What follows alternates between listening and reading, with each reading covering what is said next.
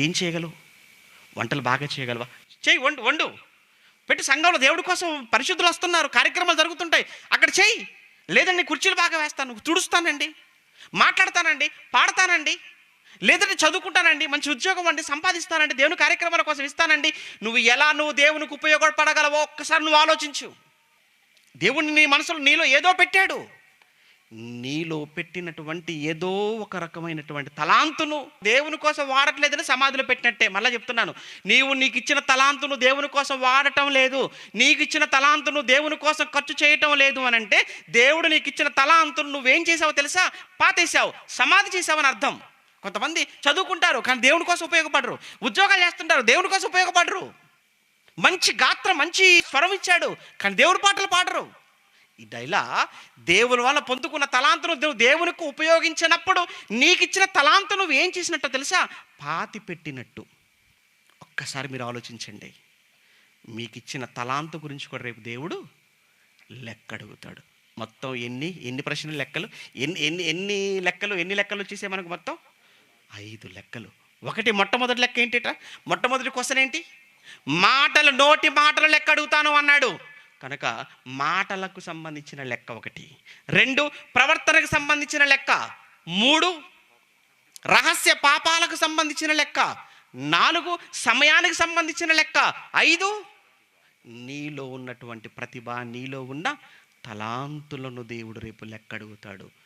Already ఇప్పుడు లెక్కలు మొత్తం మనకి ఏమైపోయాయి? బయటకు వచ్చేసాయి. ఆయన అడిగే లెక్కలన్నీ మన కళ్ళ ముందుకు వచ్చేసాయి. ఇప్పుడు దేవుడు అడిగే ఈ లెక్కల్లో మీ దగ్గర ఉన్న సమాధానం ఏంటి? ఏ లెక్కలు ఏమండి? దేనికి మీరు చెప్పగలరు? దేంట్లో మీరు పాస్ అవ్వగలరు చెప్పండి? నోటి మాటల దగ్గర ఫెయిల్. ఎందుకంటే మన నోరు మంచిగా ఉండదు, మన నోరు అసలు మంచిది కాదు, చాలా మాట్లాడేస్తుంటాం.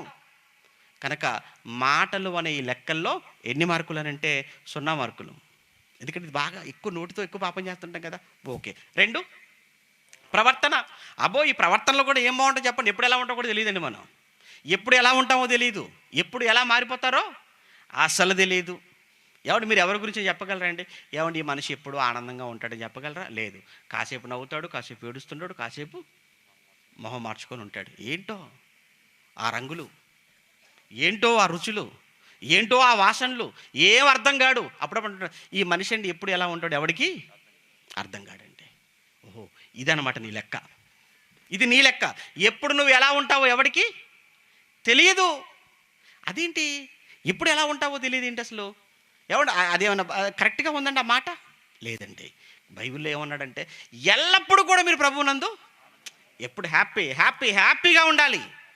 అంటే శ్రమలు కదండి, శ్రమలలో కూడా సంతోషించురా అన్నాడు ఆయన.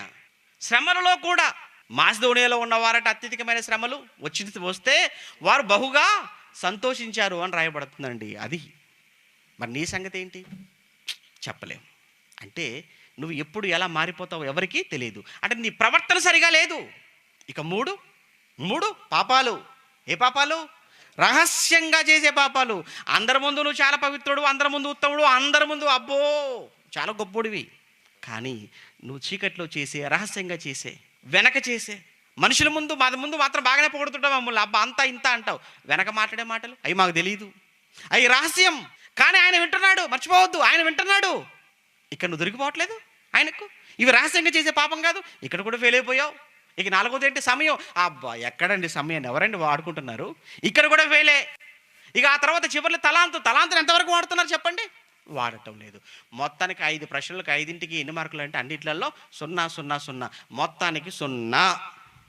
అంటే ఇప్పుడు పాసా ఫెయిలా? 0 పాస్ అంటే ఫెయిల్ అయిపోయినట్టే. దేవుడు దాకా ఎందుకు చెప్పండి? ఇక్కడే అర్థమైపోయింది మన జడ్జిమెంట్, మన తీర్పు ఇక్కడే అర్థమైపోయింది మనకు. పోనీలేండి, ఇప్పటివరకు మార్చి అనుకోండి, రేపు సెప్టెంబర్లో పాస్ అవ్వండి. పోనీ ఇదే సెప్టెంబర్ అనుకోండి, ఇప్పుడు మళ్ళీ పరీక్షలు ఉన్నాయా? ఇక చచ్చిపోయేంత వరకు ఎప్పుడు ఏ విషయంలో కూడా మీరు ఫెయిల్ అవ్వకుండా ఇక నుంచి సాధించే ప్రయత్నం చేయండి.